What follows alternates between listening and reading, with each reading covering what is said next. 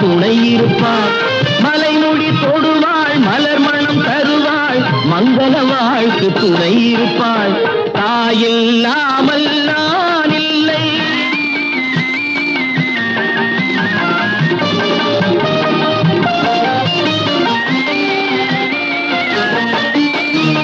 ஆதி அந்தமும் அவள்தான், நம்மை ஆளும் நீதியும் அவள்தான். ஆதி அந்தமும் அவள்தான், நம்மை ஆளும் நீதியும் அவள்தான். அகந்தையை